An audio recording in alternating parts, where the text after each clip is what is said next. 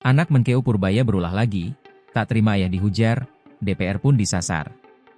Anak Menteri Keuangan Purbaya Yudi Sadewa yang sempat viral mengkritisi Sri Mulyani, ex-Menkeu, kembali muncul. Yudo Sadewa tak kapok meski sudah ditegur ayahnya.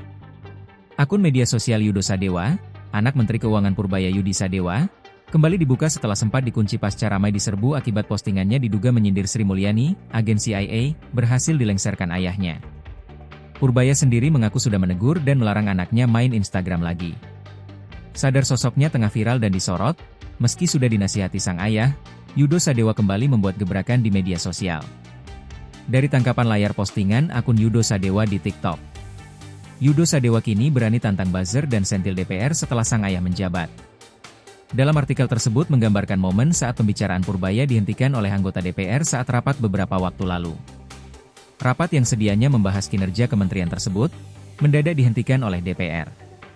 Penghentian ini terjadi saat Menteri Keuangan, Purbaya Yudi Sadewa, tengah memberikan pemaparan soal dana pemerintah yang mengendap di Bank Indonesia. Menanggapi momen tersebut, Yudo berkomentar satire. Kata Yudo, saat ini tak heran jika diduga DPR dan banyak yang tidak suka dengan sang ayah. Yudo lantas menantang buzzer yang kemarin menghujat sang ayah. Bukan tanpa alasan Yudo menyebut sang ayah kini banyak tidak disukai. Dalam grup pribadinya di Telegram, Yudo menyebut bahwa sang ayah sejatinya ingin membongkar praktek korupsi di Kementerian Keuangan dan DPR. Ayah mau bongkar semua korupsi di Kemenkeu dan DPR. Mulai dari dana yang ngendap ratusan triliun di BI.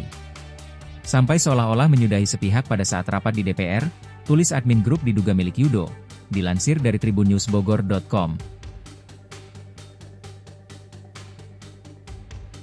Download Tribun X sekarang, menghadirkan lokal menjadi Indonesia.